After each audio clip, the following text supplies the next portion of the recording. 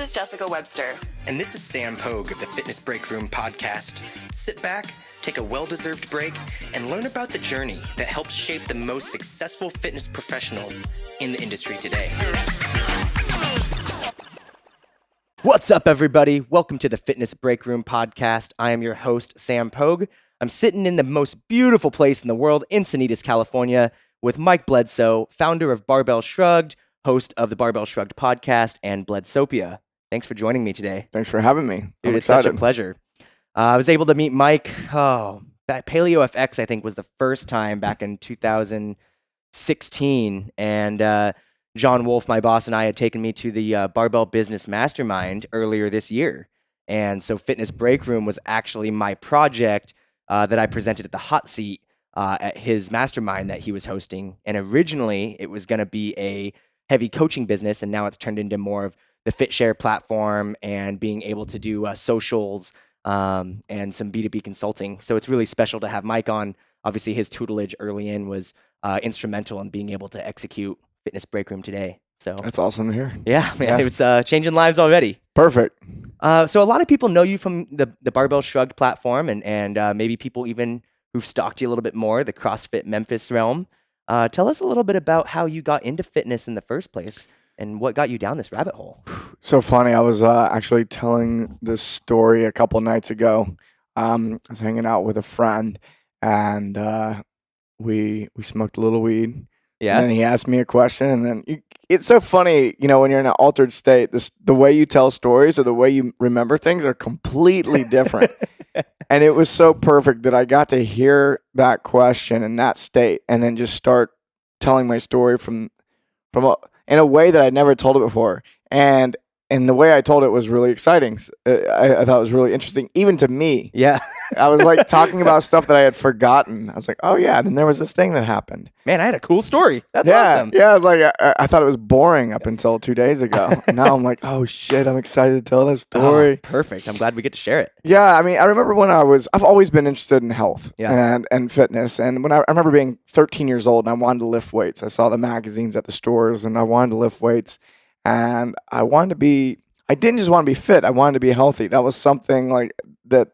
I didn't really separate the two when I was young. And I think a lot of people do that.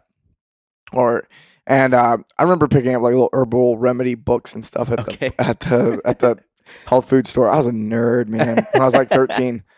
But it wasn't until I was 15 that my parents allowed me to go to the weight room, go lift weights. And that was because the weight room where there were members of the gym, you had to be 15 to be in there by yourself. And so 15th birthday, I was in the weight room, got the magazine out, started awesome. Just mimicking whatever the pictures looked like. And what's so funny is I was really fortunate. I don't know if there was somebody in the gym that was like saying something to me. There was definitely some mentors in there. Yeah. But nobody was like, no one gave me anything. Here's my arm around you. Yeah, I never had that. Yeah. It was just like, oh, why don't you try doing it a little bit differently like this? I never skipped leg day. Yeah. I did compound movements first and isolation movements second. Like a lot of things, because what's funny is I studied for about 2 years before I was able to touch a weight. Just reading all the magazines. I was reading about it. So I didn't go into it I didn't pick up the magazine and walk in the gym. I had read, over a dozen or more up at that point. And I started lifting and it was really, really good. I enjoyed, I fell in love with it. I skipped movies with my friends on Friday nights so I could be in the gym, all this stuff. So I became a gym rat. And then I went into the Navy because I thought, you know what, I could be, first I wanted to be a baseball player. And then when I got into college and I got in the college baseball scene, I realized I was in over my head. I was just like, these guys are bigger and stronger and faster. And not that I couldn't get there, but my goal was to go to the pros. Mm-hmm. And I was like, you know what? I could hang with the college guys, but for me to go from college to major leagues, I saw that the gap was too big. And I made the right choice. And I ended up going to the Navy, and I wanted to be a Navy SEAL. So I ended up going and doing that, failed out of that, Oh, wow. Went to the fleet for a few years. Tried to go back to the SEAL program. It's sometimes the administration of the military doesn't always allow you to do exactly what you want to do. So I got out, and so I had been working out my whole life at this point, like 15 to 24, running, swimming, lifting weights. And I'd train people on the side. I remember being 15 years old and training my mom. Yeah. And like introducing her to what lifting weights was, and helping her overcome the mental block that it'll make her bulky. Right. And our parents don't lift weights. Like, they're not gym people. Like, our generation is fitness. Yeah. Yeah. I mean, the idea of people going to a gym to lift weights, that really even, I don't think that was a thing that people realized until the 80s or 90s. And, on the West Coast, you definitely had Venice Beach and Muscle Beach and all that back in the 70s, but it wasn't popularized just yet. And so I ended up in college.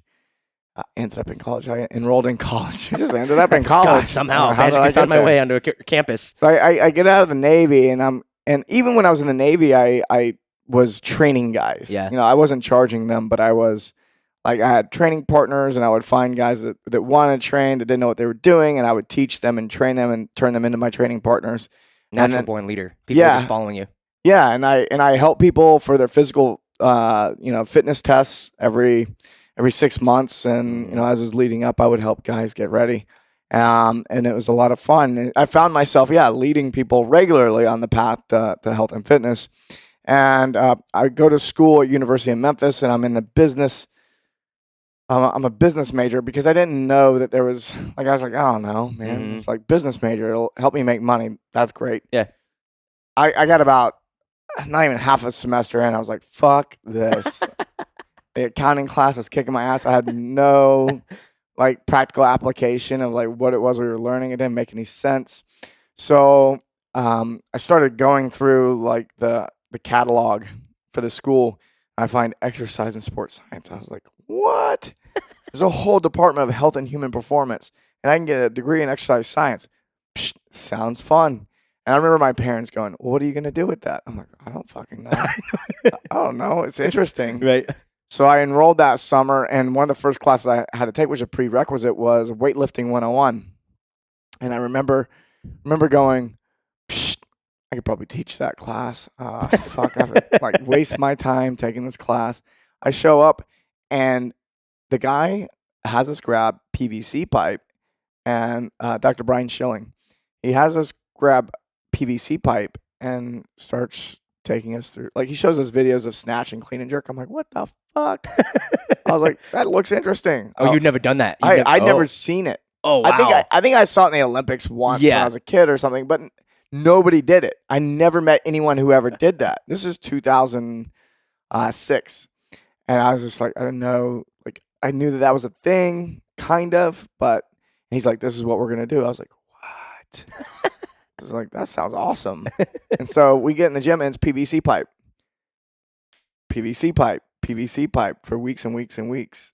And I learned my overhead mobility was complete garbage. Like, doing an overhead squat was just terrible. Yeah. And and he mentored me. This is probably, I think it was the first time anyone really did take me under their wing. And I'd already been training for 9 years. And I was plenty strong, but I had some imbalances and some other things going on. Nothing too crazy. I think I just needed to like shore up some of my hamstring strength. And I did that for a couple years. And while I was in college, one of my buddies from the Navy, he comes and goes, hey, you want to, I'm going to come visit for Christmas. I want to learn more about these Olympic lifts you're doing. I'm like, okay. And I'd gotten really good at it, and I was competing and stuff. And he goes, I was like, why do you want to do this? You're a Navy SEAL. Like, why do you want to learn the Olympic lifts? All you do is run, swim, and lift some weights. He's like, no, we're doing CrossFit now. I'm like, oh, cool. Okay. What the fuck CrossFit is? And so he comes in, teach him how to do some cleans really, with good technique for, 20, 30 minutes. And then he goes and does a WOD, box jumps and wall balls and all this stuff. I remember watching him being like, that looks dumb. If you guys know Mike, like, that when he finally finds his thing or finds something he's like a little bit intrigued about, he goes like deep rabbit hole. Like, I'm gonna swim. Like if we could dig a hole to China, like he could dig a hole to China Yeah. in something he's interested in. So Yeah. this is funny. So I remember looking at it and going, dumb. Like I'm mastering the clean, snatch and clean and jerk. Whatever you're doing, just whatever. That's cute. Yeah, it's cute. Yeah, I'm lifting heavy weights. You're over there like using a 20-pound ball. Yeah. So I didn't. So we spent a couple weeks together. We hang out. We do a bunch of stuff. He leaves town. 6 months go by, and I don't have a competition coming up for weightlifting, and I've been doing nothing but weightlifting for a year and a half. I mean, I quit running. I quit swimming.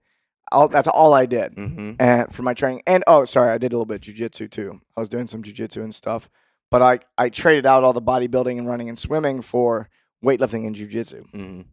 So, after 6 months, it hits me one day. I was like, well, maybe that CrossFit stuff would be good for like jiu-jitsu.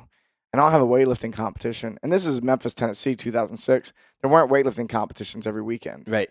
Yeah, So- not like now where you can chase them down easily. Exactly. So I'm like, all right, well, I'm going to try that CrossFit thing out. It looked interesting.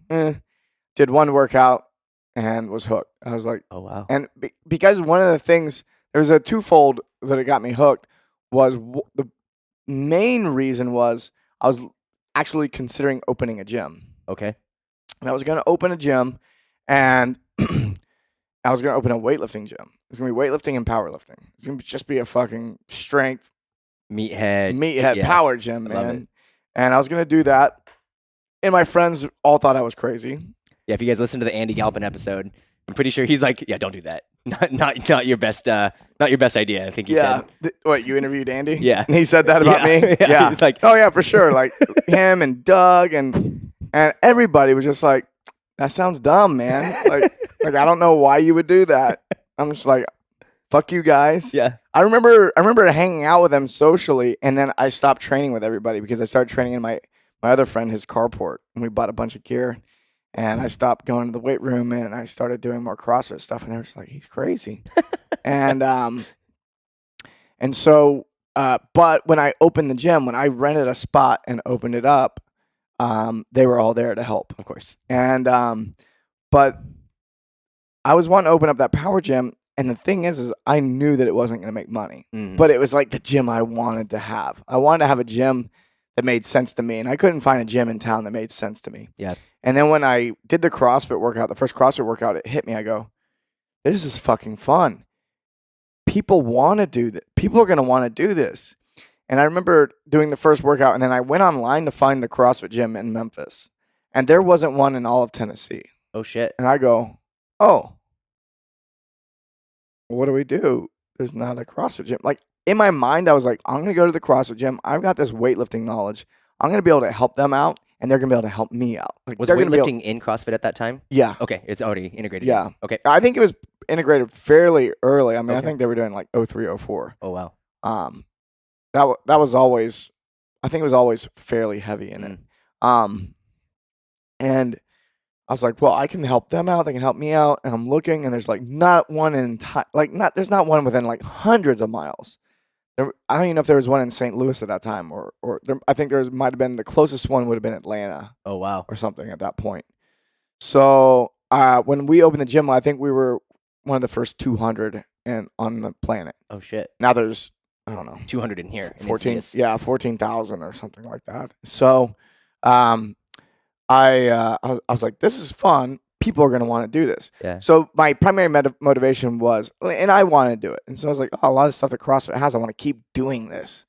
And so I opened up a gym that was CrossFit, weightlifting, powerlifting, and I ended up having strongman in there at one point too. Nice. Too many crazy people in one space. And, there's a whole, we got to a point where it was just CrossFit and some weightlifting. And it was like, but powerlifters were wanting to do things differently than the strongman. Like, it was just like, it got too chaotic. And it was fun as hell. And you know what? That type of gym would work now. Yeah. And just, the maturity wasn't there for every sport too. Mm-hmm. Because you have to look at, say powerlifting came along late. And if you look at the maturity, powerlifting, strongman came in a little late, and like realizing you don't have to be big and fat to lift heavy. And there was like this, what's been really cool is over the last, I'd say decade, there's been this appreciation, like the bodybuilders, powerlifters, strongman, CrossFitters, everyone has begun to appreciate what the other one brings to the table, and that was not how it was back then.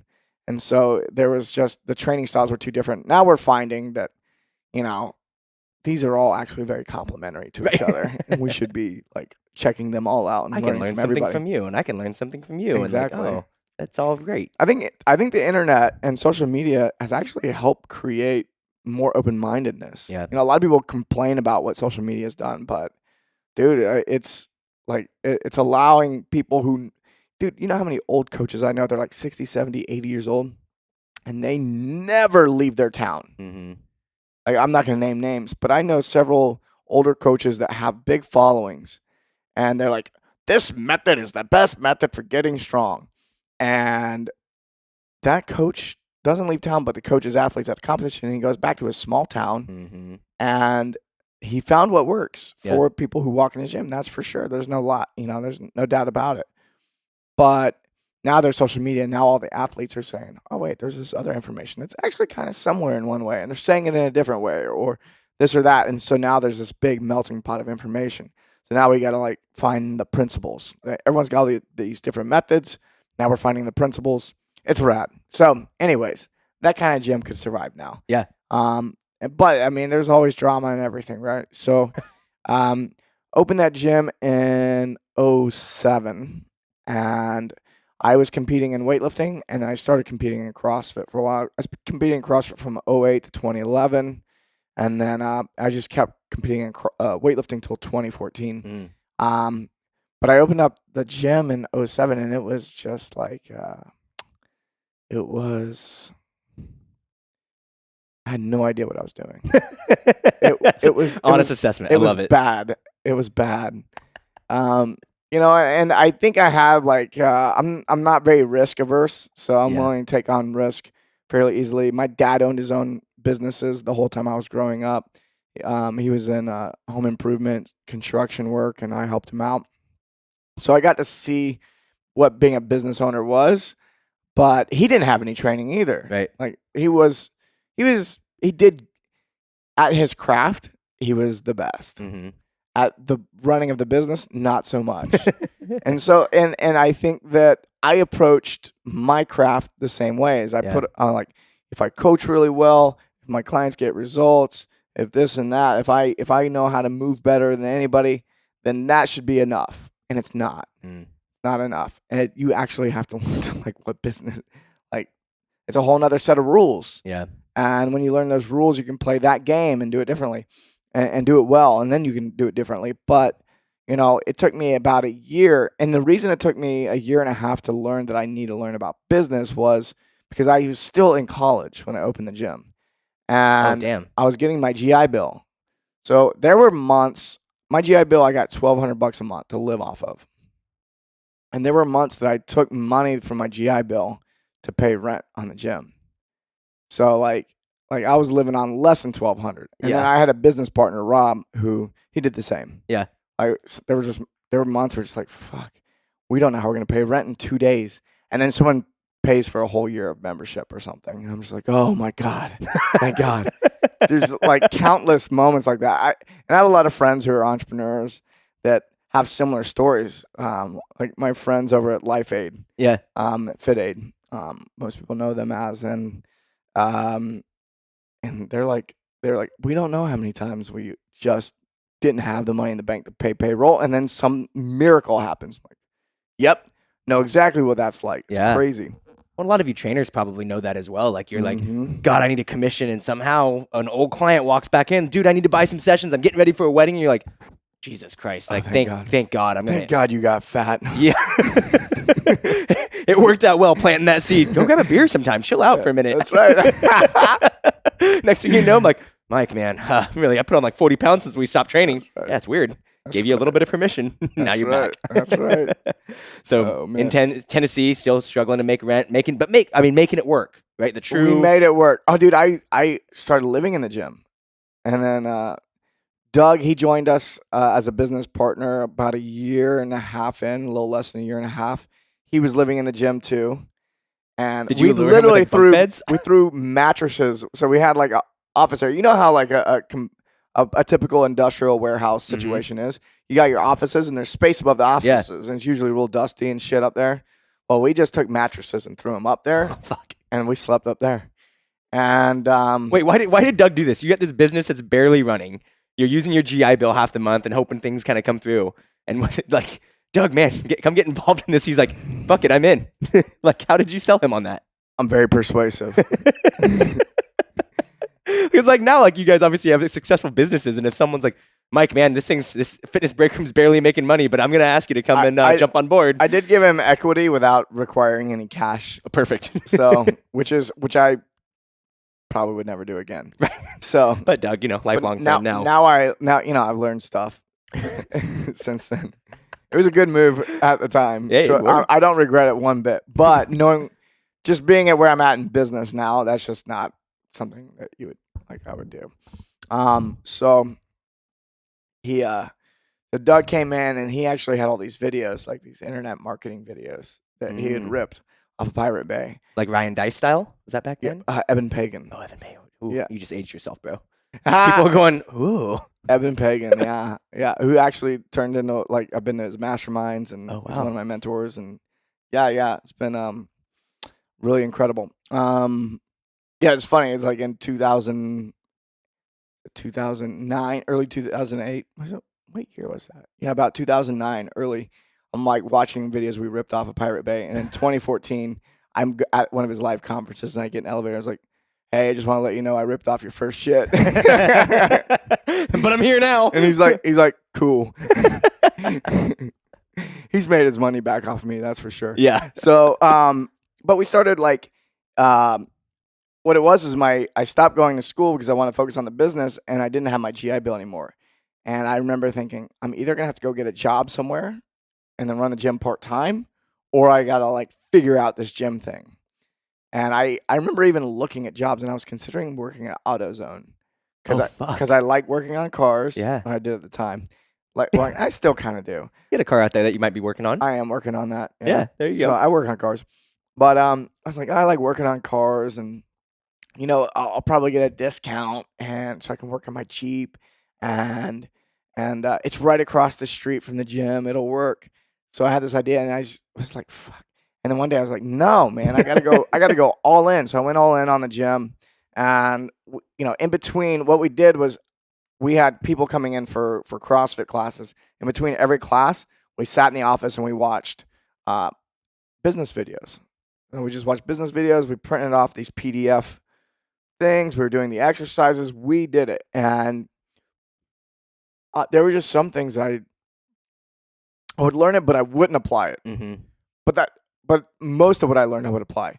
One of the skills that I learned early on in business that I do naturally is, and the thing that separates successful people from who are not successful. And they talked about, Eben was talking about this, and they had done a study, and they interviewed a lot of different salespeople and a lot of different CEOs.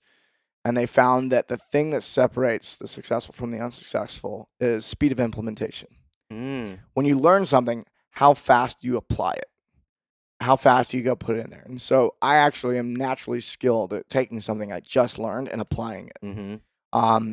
And once I learned that was a skill, I now could, with intent and consciously choose, I'm going to apply, how can I apply this to my business as fast as possible? Yeah. And so we actually started getting really good at doing certain things. There were certain things I wasn't as big of a fan of that I didn't do, and looking back, I've adopted it since then. Mm-hmm. Things like tracking all the numbers. That accounting class came back to bite you in the ass later in life. No, I can smash accounting now. Yeah. Because I know how it's applied. I have context. And I think when I look back on everything I was ever taught in school, the subjects I struggled with most lacked context. And the best teachers give context. Yeah. And this comes to training as well. If I can give my clients context, like, why are we even doing this? Yeah. And if they understand why we're doing something, they're bought in. They'll learn it. They'll do it. So we started learning that, and we started growing the gym, and we spent, 2009 to 2012 just really, I opened the gym in 2007, but it was 2009 is when we really started working on intentionally growing the membership. In the middle of a recession, for those of you who aren't remember from that time, Oh, that was yeah. a shitty time of year. That was a shitty time. Yeah, in Yeah, general. I opened the business like at the worst Yeah. possible moment. Yeah. Because I finished college in 08, and the only reason why I'm in fitness is because I had to take a job at 24-hour fitness, Right. selling memberships. So it's like opening a unique thing that needed education on the front end. I remember being at bars and trying to get people to come to the gym and like, hey, you know, they're like, what is it? I'm like, it's CrossFit. And they're like, what the fuck is that? I go, it's like a mix between track and field and gymnastics and weightlifting. And they're just like, it Glazed didn't eyes. help. It didn't help. Yeah. Here, have another beer. That's and right. Keep talking That's to me. right. Come hang out. It'll be fun. And I show them a video and they're like, that looks terrible. And then like my friend comes up, he's like, it was totally cool how I threw up earlier today. I'm like, shut the fuck up. Don't tell him you're throwing up at the gym. It's not helping me, bro. Yeah. So so we spent 09 and 2012 like really focused on growing the membership. And after that we were too, and the gym's still going. But in 2012, I got hit with podcast was a good idea. And Doug and I had actually discussed up to that point as business partners. We're like, yeah, man. Like Doug had been wanting to do digital information products and do online business for a while, and I was not as interested in that necessarily. But I fell in love with like teaching, and then I saw podcasts as a medium by which to do that, and so I really we had Chris Norman, CTP. He was interning for us at the time. Oh, wow. And one of the things that really triggered it is he's like, man, we got talking about it, podcasting and stuff. He's like, man, I could just listen to you guys talk all the time. Like the conversations you're having, other people should hear that. I'm like, cool. And so I was listening to Rob Wolf's podcast back then, which was like biochemistry and nutrition. It's just like, unless you're a nerd, you're not going to enjoy it. And I was like, eh. But then I heard Joe Rogan's show. And I was like, oh, this can be anything we want it to be. Got it. All right, this can be fun. And that's when the light really went off. And I wanted to have co-hosts. So we definitely started playing around. So I knew that Chris Moore was going to be my first co-host. And then, I brought Doug in. We tried out all sorts of different people and settled on me, Chris, and Doug. And we started putting out shows in, I think, late January 2012. Wow. And we filmed them from the very beginning. We had the DSLR camera. And like technology had just gotten to the point where this was what we wanted to do was doable. So we tried webcams. Like you could afford it. Like, yeah, we tried like shitty webcams before. And I was like, this doesn't work. This isn't good. We dropped $1,000 on audio gear. I went to where'd I go? Guitar Center. I was just like, hey, I got $1,000. I'm doing a podcast. What can I get? What's the best setup for $1,000? And they set me up, and it's pretty close to what we use now for a lot of things. Our headsets have changed, but yeah, one of the reasons I was really motivated to do it is I noticed in 2012 the CrossFit space didn't really have a good strength and conditioning background, and we all had degrees and a lot of experience in strength sports and in exercise science and strength and conditioning, way more than most of the CrossFit coaches had. So, Right. this is a really big opportunity for us to help them out. And I was right, and,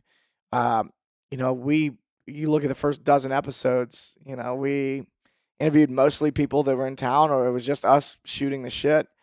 We did get Rich Froning, a guy who won the CrossFit Games, I think 3 or 4 years in a row. He's an animal. He's like number 2 podcast, but I had met him the previous year at a competition and gotten to be friends with him. Yeah. So getting him on the show was easy. By the way, you never know who.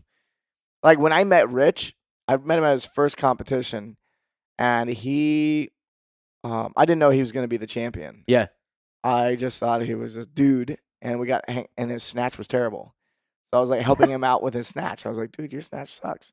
And I helped him out on it, and then he ended up winning the entire weekend. And Shit. Afterwards, I'm like, he probably didn't need my help. He's listening to you. He's like, oh, man, okay, cool. But I mean, that's probably what makes him good is he's humble and goes, what, Yeah. I'm going to take the advice. And he could use the work on the Yeah. snatch, and he did. And it was that was really cool. I was really fortunate to get a good well-known person in the beginning, and I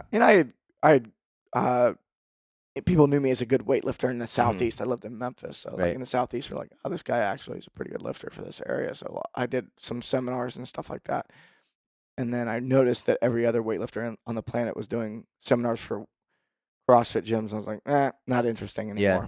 anymore. And but it was really cool. Yeah. So then we got into online business, and here we are now. So you guys, when you guys started out, it's not like podcasts, especially in fitness, weren't like a No. big. I mean, now there's like a billion of them, right? And then you guys have not only started that kind of wave, right, but also transcended and survived through all the evolutions of how podcasts are being done, and technologically. I mean, just your setup, like that's expensive to get going, and then getting people to want to follow your content, and then continually find what the market. I think that's something that you and Doug do really well, is that you're consistently visionary enough and just in front of what the market is doing, but not so far in front where people are like, not ready for it yet. Right. You know what I mean? So Yeah. it's like you're just ahead of the business curve where it's like, oh, damn, tomorrow it's like, shit, they did it yesterday. And so now it's like, now you guys are setting the rules Yeah. as opposed to following the rules. Yeah. So it's really interesting to see how that's evolved, obviously, for you guys, and how Shrugged has really taken off. And you guys went into you guys had the podcast, and then it was online coaching, Yeah. right? Yep. We do online coaching, online training programs. Those go really well. Yeah, and to speak to being innovative, one of the things that when you're the first to something, say we're the first in the fitness industry to be doing certain things, a lot of what I've had to learn over the years is by looking at other industries. It's like, oh, what's the dating industry doing? Oh, how does that apply to fitness? And I think a lot of times we get very incestuous with our information. Yeah. Like we're only talking in like fitness groups about business. It's like, well, why don't we go talk to people who are in television, or go talk, really mix it up in different industries. Yeah. So, now that you guys both moved out from Memphis and came out here to SoCal, how did you guys decide on that?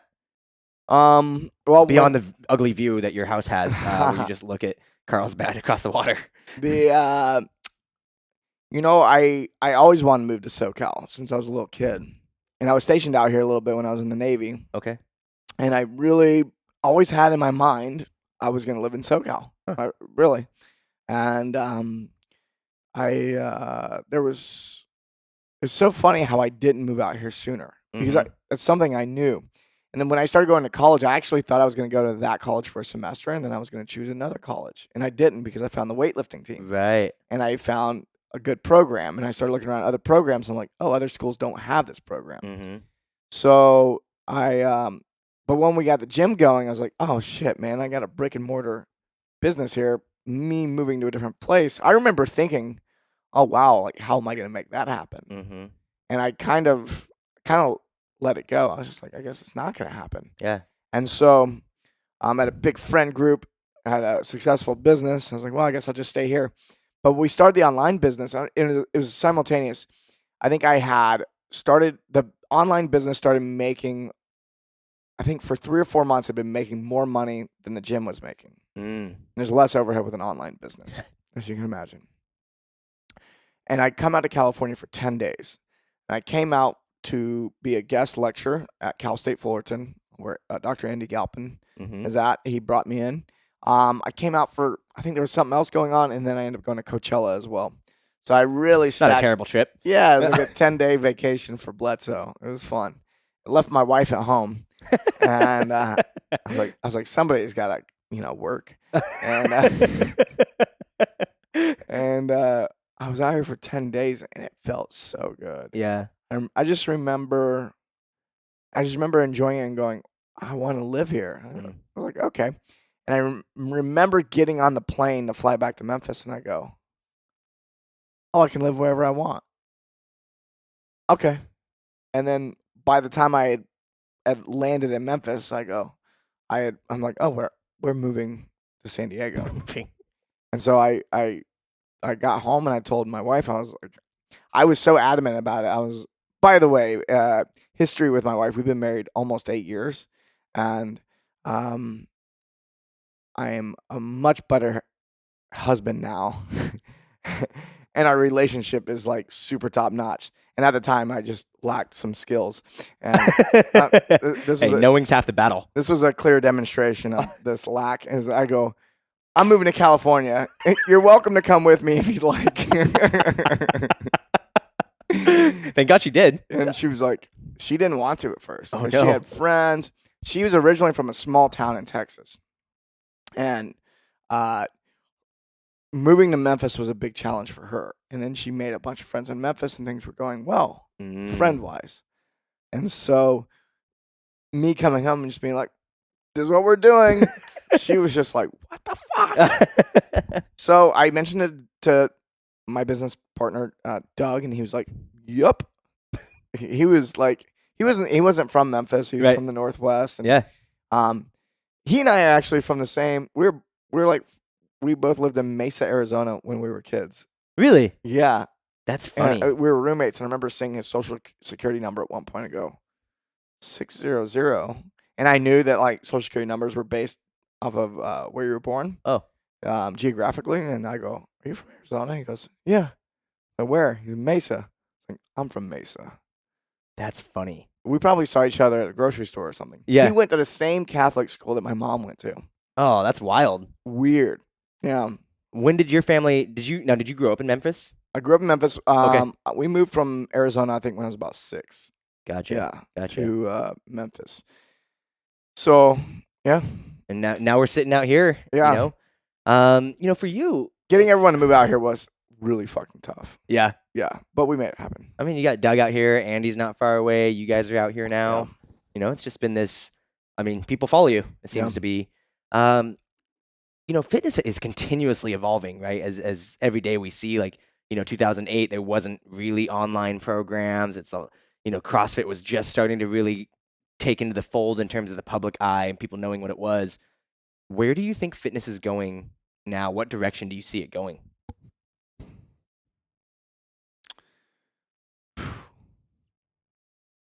I can't tell you how I think it'll get there. Yeah. Like, I don't know the little benchmarks, but what I really believe is in 5 years, or probably about 5-ish years, I think most gyms will be out of business. Whoa. So I think that the only gyms that'll really be around are going to be, they're going to be the ones that are like sports performance gyms. And Get ready for the combine, etc. yeah. So the gyms will be for athletes. But the average person, why do they go to the gym? I want to look good. I want to feel good. That's about it. Just want to look and feel good, right? That's what most people want. Yeah. Some people like to punish themselves, but maybe they'll get over that. But that's not helping anybody. So they want to look good and they want to feel good. And I think technology is going to get to a point, and I think information is going to get to a point where people are going to be able to look and feel good. And a lot of why we don't look and feel good is because we spend so much time sitting and being sedentary. We sit for 8 or 9 hours, and then we go to the gym and just fucking crush it for an hour and expect to undo 8 hours of bullshit in 1 hour. And then we go eat and drink like shit and then get shitty sleep. And there's a lot of things that are contributing to us not looking and feeling good. I think a lot of those factors are becoming more and more of an option and less of like a have to. Like, I have to go to sit in this cubicle, or I have to. That's becoming less and less of a thing. So I think a lot of this has to do with this boom in entrepreneurship and businesses becoming more modular in fashion and using freelancers versus employees. And everyone's gaining freedom. And with freedom, you get movement. And so what I think is going to happen is we're in the middle of a cultural revolution. And with that cultural revolution, we're gaining more of that autonomy. With that autonomy and technology, one of the things that we're going to be having is, so for me and you, we don't need someone to remind us to move. Right. Like, we're probably moving throughout the day. We're not going to need a bug in our ear to remind us. But I mean, are you familiar with the Pomodoro effect or Pomodoro breaks? So if you take a break every 25 minutes from whatever you're doing, it's a way of like staying fresh. So every 25 minutes, take a 5-minute break. And so you could do this by setting, I have a friend that does it with a, what's it called? The egg timer, tomato timer. he uses the it's got the sand in it. Oh, the hourglass? There you Hourglass. go. Yeah. That's like a pimp version, Yeah. pimp way of like doing your breaks. But it's like 25 minutes and then you move around. And so this is my prediction. And actually, I would love to have someone partner with me to build this app. And the technology is not quite there yet, but it will be, is because it needs to be tracking all your movements all the time. Mm. And so my app may know that I've been sitting or I've been in this particular posture for X amount of time. And it's going to say, hey, Mike, so every 25 minutes, I'm going to take a 5-minute break and I'm going to do some crawling. Oh, do some crab walks, do this and that. Might have some clubs, some maces in the corner. Like I have gym equipment in here, like fitness equipment that takes up very minimal space. And I think, and you've probably noticed this, is the like to have gym equipment used to be like, oh, I have to have this garage setup. You used to have to. Now they're coming out with these really awesome rigs that like just kind of take a minimal amount of space. You could squat heavy if you wanted. It almost. So I think in the future, equipment's going to get sophisticated enough. And some people are also going to realize it doesn't need to be that sophisticated. It can be just a fucking club. Yeah. And stick it in the corner. And now when I'm working at home, which a lot of people are going to be working at home, now, like, oh, for 5 minutes, I'm going to swing these clubs. I'm going to get back to work on my computer. Yeah. But in the future, we may not be on computers. So we may not have to undo that problem that's creating in the first place, because now we're probably just, we have an interface that's a little more natural to who we are as humans. Like something that's more friendly to our bodies. And so we have a lot of things, we've constructed a lot of things that are not friendly to our bodies. So I think our environment overall is going to be friendlier to us. I think cities are going to become flatter. So there's population density is going to decrease and people are going to spread out, because me having to travel to work is going to become unnecessary. Yeah. And so it's going to flatten out. I think local farming and having just like a lot of really great gardens all over the place is going to be good. So people are going to be touching the ground more. I actually think technology is going to put us in a place where we're more in contact with the planet, the earth, and who we are naturally. Oh. But I think we're going through a phase where we've had to go through a phase where it's disconnected and we're going to reconnect. And I think the technology, it won't be the same technology that's created this disconnection. It's actually eventually going to allow us to reconnect. And quantum computing, AI, and things like this, self-driving cars, all this stuff, and having things is going to simplify our lives, and it's going to allow us to have all the things we want to have. So I think we're going to become much more tribal again, community-wise, and because of all this, I think people are going to still be working out together and doing physical activity and all this, but the idea that I have to go take a 1-hour class on Thursday after I get off my job, that's going to go away. And so I think that fitness is going to be a bigger, more involved in what people are doing naturally throughout their day.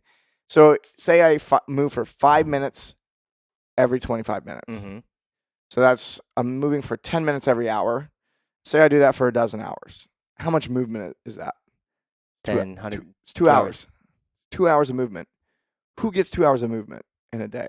Almost nobody. Right? Not unless somebody who's like really training for something. So I think in the future, AI is going to help us find what the ideal amount of frequency and volume and intensity is necessary for the human body to be exposed to, and all the various stimuli. And so right now, like if you're working with just barbells, you're probably missing something. But AI is going to help us find that.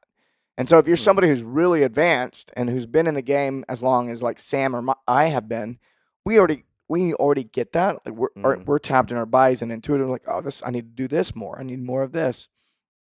But AI is going to help people who are not in touch with their bodies to give really good recommendations. Yeah. And a lot of people are going to ignore it, but those are the same people who aren't going to the gyms anyway. But the person who's really interested in improving what's happening in their body, they're going to adopt these practices and this technology. And I really think for me, I feel better and healthier than I have in a long time. And I break my movement up into like 2 or 3 sessions a day. So I'm doing like 20, 30 minutes here. I'm doing 20, 30 minutes there. And then if I just want to have fun, I smoke a bowl and I get out the maces and I just spend and I put on the house music and I just go to town.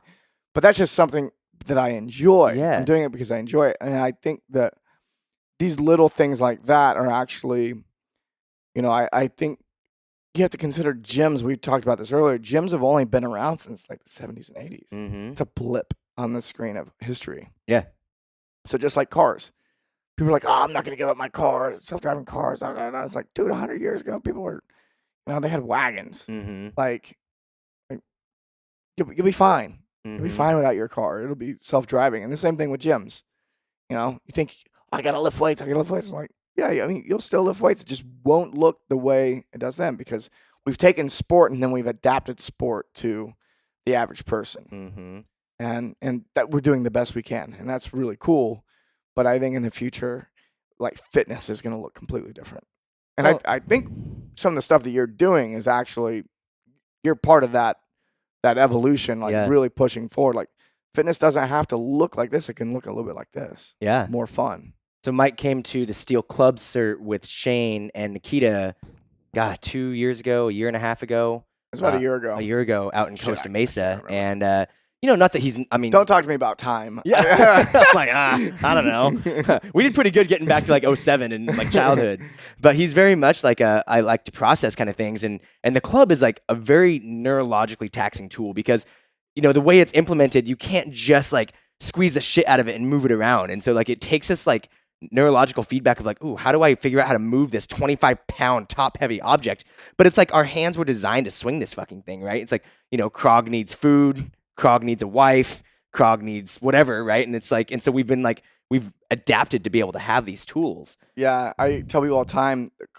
I was introduced to the club by John Wolf, and I don't know if he was the first one, but like he was the one that came to my house, and said, "This is how you use these things," and I go, "Fucking A, right?" And I fell in love with them, and I tell people, there's just certain things when you like pick it up and you go, you just know. You're just like, oh, this is the shit. And this was the first tool that man ever created. Master that shit. Yeah. If you can't master that, forget about it. Like master your body. I think you got to graduate to just using the club. Like learn how to do a push-up really well. Like a good push-up, a good pull-up. Just learn how to swing your arms around. Like a lot of people can't even do that. Get there, then you get the club and master that and the mace. And one thing I think about is the more sophisticated the implement, the simpler the human needs to be. But the simpler the implement, the more sophisticated the human needs to be and the more complex the movement needs to be. And that's why the club is so taxing on the nervous system. And if you can train your nervous system to deal with that stress, that stimulus, you're going to be able to do a lot of really cool stuff after that. And so like if you're using a lot of machines and this and that, like you're training your body to do one thing. You're swinging a club, you're training your body to do 1,000 things. Yeah. And so I think that's going to be, I think people are going to become hip to that as well. I think all of this functional fitness revolution we've seen come along, and CrossFit really spurred that forward, and now we all get to enjoy the benefits of that and take it even further because CrossFit's only taking it so far. So now there's all this stuff that's coming from that. It's really cool. I mean, that's what being a visionary is, right? It's the ability to have some foresight and see out in front of what's happening.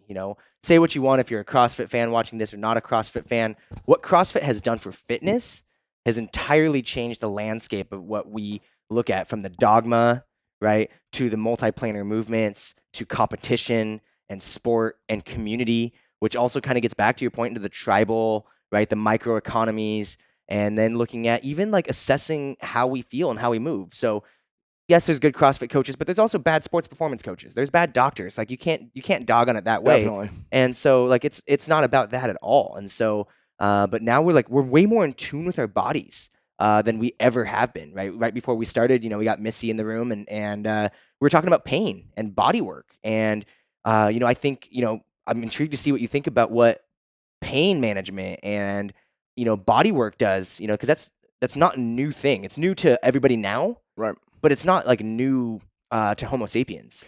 What's funny is I made a new friend last month, and his name is Val, and he lives down in San Diego. He's a cool dude, and I've been he his exposure to fitness and all this is extremely minimal. Mm. Like I think he just goes to the gym and does some bench pressing and maybe Curls. runs around the block, curls, whatever, and that was it.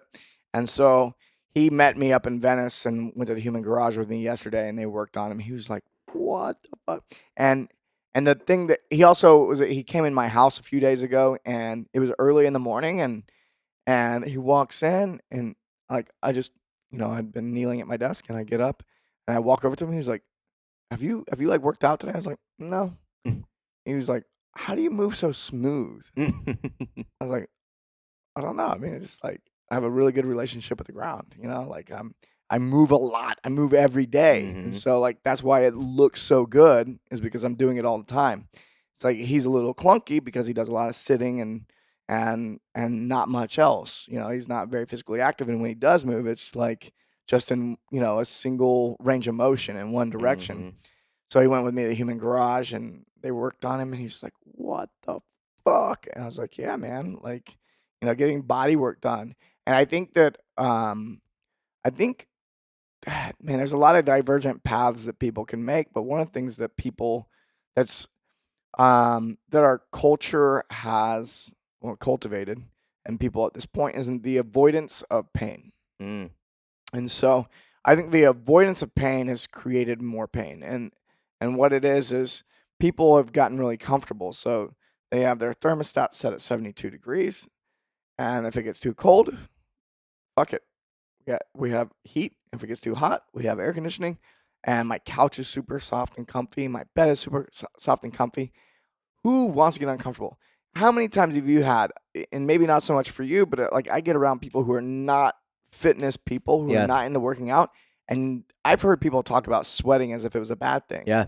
And it just blows my mind as we have a culture where people think that discomfort is bad. And so, and I talked to Brian McKenzie and Andy Galpin, and they had the book Unplugged, and when we helped, we interviewed them, and when they launched that book, and that was one of the conversations we were having is people avoid discomfort. And when you avoid discomfort, and that means that you're really avoiding stimulus. And when a cell does not receive stimulus, I talked to Katie Bowman about this. And if you haven't interviewed her, I talked to Katie Bowman about this, and she was like, what does a cell do when it doesn't get stimulus? Dies. It fucking dies. Yeah. And so now we have people who are avoiding stimulus. I get up out of my cushy bed. I better not get hungry. I better not get hungry. I eat breakfast, even if it's a Pop-Tart and some orange juice. And then I get into my comfy car with air conditioning or heat. I'm not going to listen to anything that challenges me. Like I'm going to listen to my music or a radio show that reinforces what I already believe. And then I'm going to get to my job where I know they're going to give me a paycheck on Friday. And I may not like it, but man, it's kind of nice in this cubicle. At least I don't have to like sweat out in the sun. And then get off work and I walk, 50 feet to my car, I get back in that comfortable car, get home, sit on my couch, turn on television, only watch stuff that keeps reinforcing what I believe, nothing challenging. And that because we wouldn't want to get comfortable, right, or uncomfortable, right. And then the whole time I'm making sure I got snacks planted everywhere so I don't go hungry. His calories are. God forbid I get hungry, and then I go and I get in my comfy bed. At no point did I get on the floor. And how many people they never get physically active, and so they only experience pain when it's too fucking late. They're like, it's something they've been avoiding. They've been avoiding discomfort. Now that a part of their body is dying. Yeah. Or something is killing their body that wants to overtake it, cancer or something like that. Their body starts dying. It says, look, we're not living, so we might as well fucking die. That's what's happening. And now they're freaking out. And now now they're afraid to go into the pain because they're not conditioned. They have not been practicing being uncomfortable. And the only way to solve a pain issue is to go into it. Yeah. And when I'm sitting in the Human Garage and they're doing that body work and they're getting on me, I mean, my whole body was like shaking yesterday. And this guy had his elbow between my pec and my shoulder. and he wasn't going for my pec. Yeah. He's going for my lung. Oh, that's deep. and like I can feel the pressure here going all the way back to my shoulder blade. Oh. And just the stuff that's happening.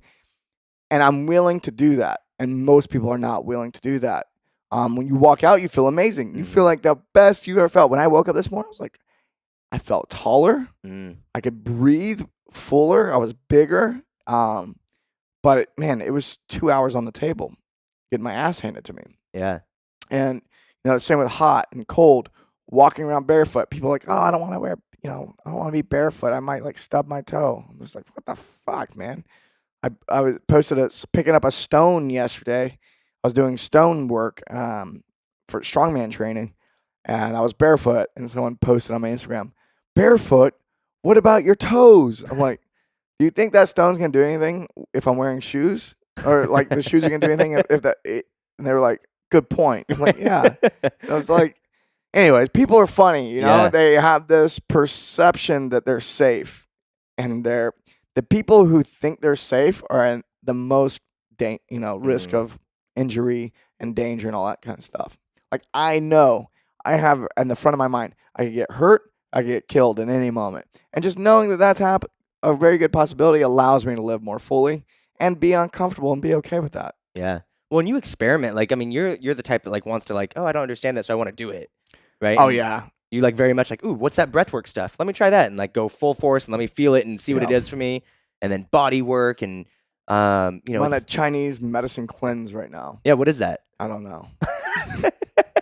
Is that why you're hanging out with me? Because I'm That's not right. Chinese, so I don't know if it's really a cleanse. No. What are you? Korean. Korean. Yeah. You're doing a Korean deep dive right now.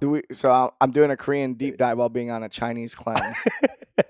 It's just all of the Asia. Asia right in one. I'm getting Asian right now. Yeah, I'm doing that cleanse, and it's like I cut out all meat except for seafood and duck. Oh, why Guess duck? what? I've never done that. Yeah. What is it about duck? Fuck if I know. I don't. I love it. Just like You know what? I'm just doing whatever he says. I'm going in next weekend, and I'm gonna ask him more of like why we're doing certain things. Yeah. But I actually don't want to know too much before I try something, because I want to see what happens. oh, And interesting. I don't want any like preconceived No notions and WebMD for bias. you, Yeah, no- I don't want to know. I just want to try it and see what I notice. Because if someone plants a seed, is like, you're gonna feel this way, then I'm like, and then I end up feeling that way, and I don't know if it was actually that or if it was my mind. yeah. But yeah, only seafood and duck for my meat. I can eat grains, vegetables, some fruit, no sugar, no spice. So my food's been fairly bland recently. Mm. And yeah, like seafood and duck. Yeah, I've just been eating a lot more seafood and duck. Interesting. And if anything, I think it's good to, I think one of the things I was doing is my wife and I were eating probably what I would consider to be too much red meat. I'm like, I even had conversations with her, like, let's pick up less red meat and do something else. Mm-hmm. But, you get in the habit. And you're like, oh, it's easy to cook, Totally. ground beef. And it's like, well, and then you find out, like, oh, I've got too much of this and not enough of that. So what I actually like on occasion doing something very extreme and cutting out things and then adding things that you never do. So I don't believe in doing anything every day. Like, you should be doing, mixing it up between movement, how you eat, all this stuff. And so, yeah. And I originally did the cleanse because I noticed that when I was not taking probiotics, and I got this killer probiotic strain I love to take that does wonders for me. But a few weeks after I come off, my shits don't go normal. I go, So I'm trying to see if I can get my body to digest really well without taking any supplements. Interesting. So because a good probiotic should be a temporary solution. So Right. I'm going to get my wisdom teeth out next week. Oh wow. So you still have those, huh? I still have those. Been putting it off. I'm getting those out next week. And so what I'll do is I'll probably load with, I'm not going to take any antibiotics. Right. I'm just going to load with this really high quality probiotic that my friend developed. And I'm going to take that really hardcore. I'll brush my teeth with it. I'll just take the powder and I'll put it in my food and I'll put it right in my mouth. And so I'll do that for maybe 2 months and just real heavy. And then I'll back out of it. Kind of sucks as I'm doing this cleanse and then I'm doing that. Yeah. And so I'll probably, when I come off of that again, when I stop taking the probiotics in a couple months, I'll reassess, and who knows, maybe I'll be back on something to help get my digestion better. But I've been doing this cleanse for, it's been about 9 days, Mhm. and yeah, everything, my digestion's actually lining up. I Nice. noticed that my I got thinner, Uh-huh. but I'm not losing body fat, but my waist got smaller. Yeah, inflammation's just Yeah, down or something. yeah. My digestion wasn't doing what it was supposed to be doing, Mhm. so I was just a little bloated. Interesting. And so most people would look at me with my shirt off and go, "That guy is definitely not bloated." Yeah. But I'm like, it's pushing out a little bit. Yeah. And then a lot of times you don't know what you don't have or do have until you don't or have it, Yeah. do or don't have it, and then you go, "Oh wow!" It's like I remember advising people on nutrition, and they go, "Let's cut out dairy and gluten and yada yada yada." They cut it out, and then a week they're like, "You're fucking crazy." They think I'm crazy. They cut it out, and a week later, like, "Oh wow, Mhm. I didn't know that." My stomach hurt every time I ate, but I thought that was normal. Yeah. I'm like, "What?" Yeah. Like, "Oh yeah, like I don't feel that anymore." And now they can't ever go back to those foods because they don't want to feel like shit again. Mhm. So it's a lot of times I think what people need to do something extreme to feel good, so they know what to aim for. Right. Yeah. Well, and you guys look at your like training businesses, or if you guys are in the business already, that every idea is weird until it's not, right? And like it takes fun. It's fun to experiment. Like you don't have to Oh be a yeah. CrossFit guy. You don't have to be a movement coach. You don't have to be a RKC or an SFG or an On It guy. You can literally it's great to be able to have all those. And what I really love about your mantra, I guess we'll say, is like you just want to try everything and experience it. And for better for worse, whatever you learn, like it's just a great learning experience to deepen your relationship, not only with those around you and building community, which is really important for you, but also with your own body. And I think Yeah. that's really intriguing, and it allows you to be visionary, to see what the future is. And I'm super excited to launch this podcast again in like 5 years, and let's see if your theory held true, or 10 years, and see if it held true. Yeah. But I think we are, and one thing I tell people about like paleo when they like dog on it, it's like it's more than cutting out grains and eating like a caveman. It's also about stimulating the local economy, right? Focusing on the quality of our food, right? Find me someone who got fat from eating fresh salmon and asparagus, right? It's like, well, you probably didn't get fat from eating those two things. That's right. Like I'd be real impressed if you could eat enough calorically, right, in Yeah. abundance to like, Mhm. and you could just tolerate eating that much asparagus. That would Yeah. be real impressive, right? And if you had friends afterwards, right, That's you're like, I'm right. pounding down like 4 pounds of asparagus. You have So to the- offset it with some pineapple. Yeah, your poor counterpart, whoever you live That's with, right. right? So as we start to wrap up, something I like to ask each guest, before we end, is what's some advice you have for someone getting into this industry that they can take today and help them be more successful? Find a mentor. Mhm. Yeah, really find somebody who not only, it can be really difficult to find this person, but somebody who, like, I don't listen to people who are financially successful or only successful in relationships or only successful in health. I might pick little things that they said, but find someone who's got it all. Mhm. And there are people that do. Mhm. Like, oh, their relationships are really solid. Their communication is solid. Oh, they make good money. Oh, they're also really healthy. Because you don't want to learn from somebody who's sacrificing all else to make a buck. Mhm. Or you don't want somebody, like, I don't want to learn from somebody who's extremely healthy, but they just don't have any money and Mhm. they can't travel, or they can't do, they can't like contribute to the world. Because if you don't have money, it's very hard to contribute to everybody else. Yeah. Like it's a really great, I think it's a measure of influence in a way. It's like, oh yeah, like we need more clean water in this country over here. Like Mhm. if you have money, you can do that. Yeah. But so like I like to find someone who's really got solid. And there's people who have health and money, but they're terrible with relationships. Mhm. So I'd like to find somebody who's got it. Like, oh, they got their shit together. Mhm. Let's go listen to that guy, because what he or she has to say is going to be very enlightening. Yeah. And I know a handful of those people. So I think finding a mentor is key. Be curious, like you were saying, and be careful. There's so much information out there. Yeah. And I've seen some people who are putting information out on YouTube and whatnot where I'm just like, it's a little bit about like fitness stuff. Yeah. Like putting stuff out. I'm like, oh, like just go YouTube snatch. How to do a snatch exercise. Oh, okay. It's like YouTube Snatch. What comes up? Send your pictures of what you see on your screen. That's right. Hashtag. So I think be curious and be careful. Being curious has really helped me out, and but also like learn how to decipher the bullshit. Learn how to read research. These research papers people use. Oh my god, it's just crazy. I'll pick on the vegans for a minute, but a lot of people, I see it because I'm in the nutrition space. This is where I get a little, and this happens with the paleo crowd a little bit too, but I see it most prominent with vegan because it's so it can be so dogmatic and and religious in a way, and that they'll cite research, but if you read the methods and how the research was conducted, it's actually not really indicative of the argument in which someone's making all the time. And so that's very, very common. I pick on that because I've just seen it in a couple documentaries where I'm like, the research they're using to support their argument is really poor. Yeah. It really sucks. One line in the entire research paper that they were making a whatever. And people buy into the shit all the time. They're just like, oh.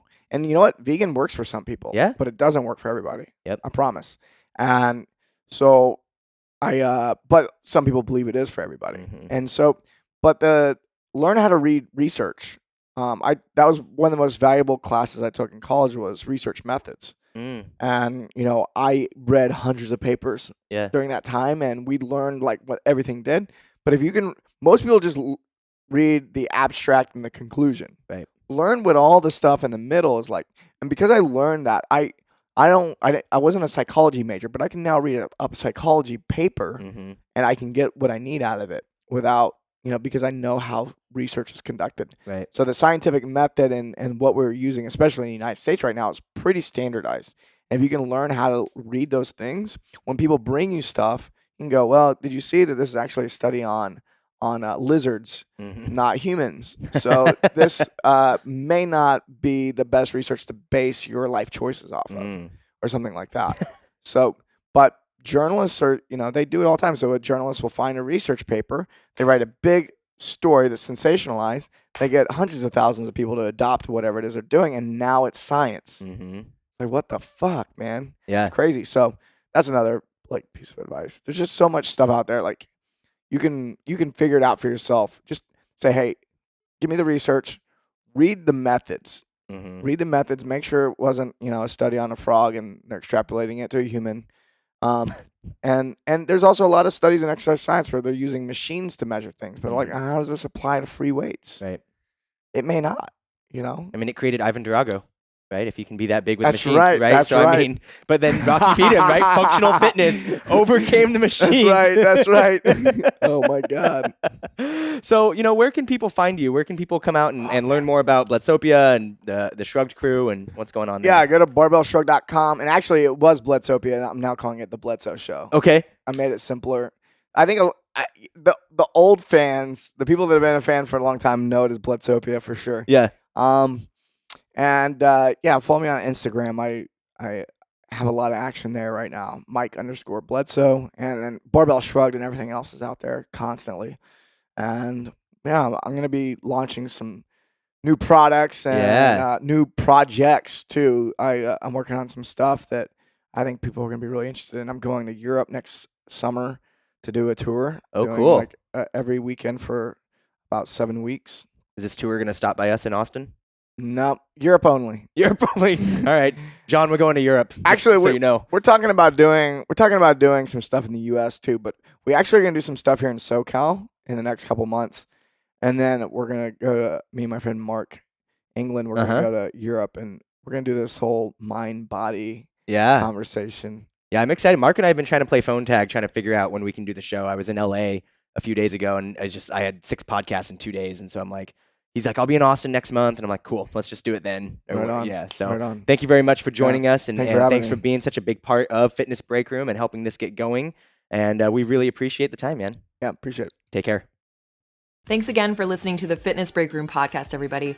You can follow us on Instagram at Fitness Break Room. And if you're looking to enter our monthly fitness swag giveaway, You can visit our website, fitnessbreakroom.com, and all that info's on the homepage. Hundreds of dollars worth of awesome stuff, so I wouldn't miss that. And then you can even subscribe to this podcast on iTunes and leave us a review if you're digging what we're bringing you. That would be awesome and very helpful. Okay, guys, have a beautiful week. Stay strong and always look out for the little guy. Eyes in the skies.